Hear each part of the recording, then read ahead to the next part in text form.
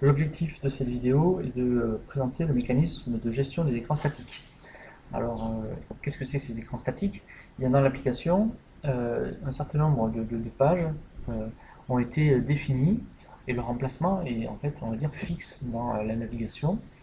Par contre, leur contenu, eux, peut être modifié par n'importe quel utilisateur ayant le rôle éditeur de contenu d'écran statique. Donc, je vous conseille de regarder la vidéo sur les utilisateurs et les rôles si vous ne l'avez pas encore vu. Donc, effectivement, pour pouvoir modifier ces écrans sans distinction, on va devoir se connecter et avoir ce rôle. Par exemple, un des écrans, par exemple le message d'introduction lui-même, même si ce n'est pas un écran à part entière parce qu'il n'occupe pas toute la page, mais c'est considéré comme étant un écran statique et on va pouvoir le modifier. Donc là, par exemple, je vais me connecter avec un utilisateur qui est administrateur. On voit que le menu apparaît, et dans ce menu, alors si je n'ai que ce rôle, j'aurai que cet item-là qui va s'afficher, et là, il y a l'item Screen Management, dans laquelle apparaît la liste de tous les écrans disponibles. Donc je peux aller directement en cliquant là-dessus sur l'écran que je veux, ou je peux cliquer sur Screen List qui m'affiche en gros la même chose. Mais l'intérêt là, c'est que ça souligne bien le fait qu'on ne peut ni ajouter un écran, ni supprimer l'écran. On peut juste modifier le contenu. Par exemple, si je vais sur Home, eh bien, je vais reconnaître le message d'accueil, le message qui est affiché à l'accueil, sa version anglaise, sa version française, et puis il y a un autre onglet qu'on va voir qui est sur donc qui va permettre donc d'insérer des images. Mais je vais plutôt modifier un autre écran que l'écran d'accueil. Je vais par exemple ça n'a absolument aucun rapport, je vais prendre celui-là, donc on reconnaît, bon, c'est exactement la même chose. Je vais taper par exemple du texte. C'est un éditeur classique, hein, je peux faire du copier-coller. Il y a une première barre d'outils qui est plus sur le formatage, donc par exemple je vais pouvoir faire du gras, je vais pouvoir faire, on va dire, de l'italique. Quand je me déplace, automatiquement, voilà, il arrive à identifier où est-ce que je me trouve. Voilà, je vais pouvoir centrer le texte, donc centrer, on va voir tout à l'heure les images. Je pourrais faire par exemple des puces, par exemple, voilà, plus 1, plus 2, voilà, là il les a mis en droit parce que j'étais parti sur les droits.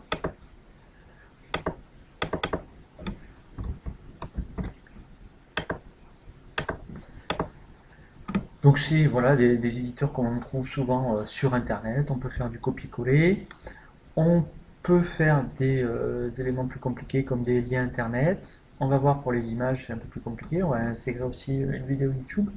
Parfois, quand c'est nécessaire, ben, on va vouloir afficher, carrément insérer une table parce que par exemple on veut un formatage un peu plus compliqué.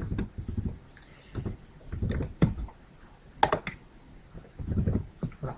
Après on va pouvoir jouer sur les propriétés de la table en indiquant les largeurs, ce genre de choses. Ou en indiquant par exemple qu'on ne veut pas de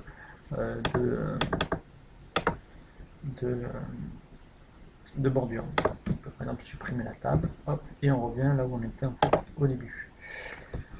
Il y a la possibilité donc de travailler avec des styles qui reprennent un peu la charte graphique de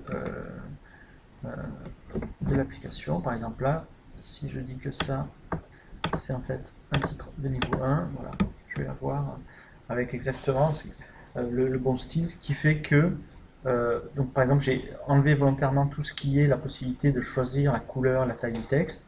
Il vaut mieux travailler avec les styles, comme ça eh bien, on s'intègre beaucoup plus. Les écrans statiques semblent vraiment appartenir au reste de l'application. Après il y a une petite barre un peu plus compliquée, là, une partie pour maximiser l'espace de travail, ce qui est toujours appréciable. Une action qui permet pour les personnes qui connaissent le HTML de travailler directement avec le HTML. Alors là, effectivement, c'est un peu la porte ouverte aussi, il y a d'autres choses, mais bon, pour l'instant, je l'ai laissé ouverte. Un prévu, donc la prévisualisation du rendu. Et là, ce qu'on va voir, ben, c'est comment on va traiter avec les images. Je vais mettre là. Voilà. Donc, pour insérer une image, il y a plusieurs possibilités. Soit c'est une image qui est sur Internet, donc, dont on a le lien, et dont on veut simplement donc, insérer cette image sans pour autant. Donc là, voilà, je vais copier l'URL de l'image. Je la tape. Voilà, là j'ai une grosse image. J'ai choisi un peu au hasard. J'aurais peut-être dû choisir une image plus petite. Heureusement, on peut la retailler. Alors c'est en général quand on veut travailler avec des images et puis faire des systèmes un peu de vignettage, mettre l'image bien avoir une image un peu plus quoi, un écran un peu plus compliqué où c'est intéressant donc de travailler avec des tables. Donc là par exemple j'ai inséré mon image, c'est une image qui est sur internet. Si jamais eh bien l'image est supprimée d'internet, eh bien dans ma page ça sera pas terrible. Donc une autre possibilité, c'est carrément de dire ben voilà, je vais choisir une image que j'ai récupérée sur mon poste et je vais la télécharger sur l'application Resif et comme ça elle va être stockée par l'application Resif. Alors, normalement, moi je dois avoir des images. Voilà. Alors, ce qui est clair, c'est que si vous avez des images très grosses de plusieurs mégas, ça va être plus long. Donc là, c'est en fait c'est des images plutôt petites, mais ça va marcher quand même. Hein. Donc là, par exemple,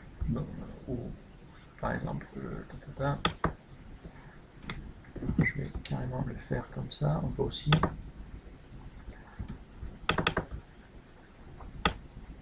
la faire descendre, celle-là a l'air jolie. Voilà. Voilà. Donc là, j'ai téléchargé deux images. Et cette fois-ci, si je veux afficher peut-être dessous, je vais recliquer. Cette fois-ci, je vais cliquer sur Browse Server.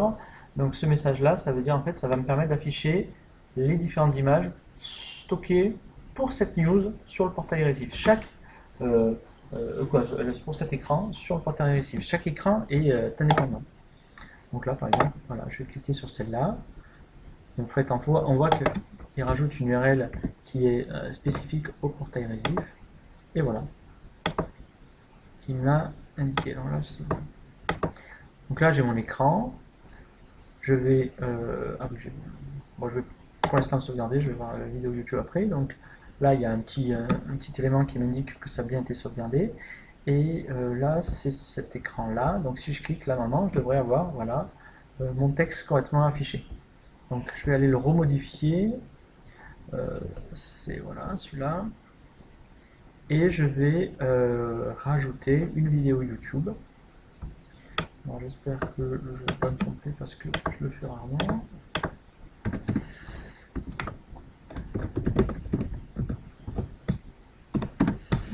Alors, normalement, voilà, je pense qu'il faut voilà, avoir. Donc c'est une vidéo sur le tsunami au Chili. Voilà, copier l'URL de la vidéo. Donc, je reviens là. Je vais cliquer sur YouTube. Voilà. Là, il y a un certain nombre d'options qui vont permettre, par exemple, si je coche là, il va directement, dès qu'on rentre sur la page, lancer la vidéo. Alors, c'est pas forcément nécessaire. Voilà, on peut par exemple dire commence la vidéo à tel moment, ou je prends telle date. Alors là, on voit pas effectivement, lorsqu'on est en mode d'édition, on voit juste la taille, effectivement, on voit qu'il y a ça, on peut après le modifier. Voilà. Mais c'est assez limité comme rendu. Par contre, donc là je vais sauvegarder. On va le voir normalement, je crois, dans le preview. Voilà, on voit que ça sera ça qui va s'afficher. Et là, on le voit aussi, bien sûr, quand on va aller accéder à l'écran lui-même.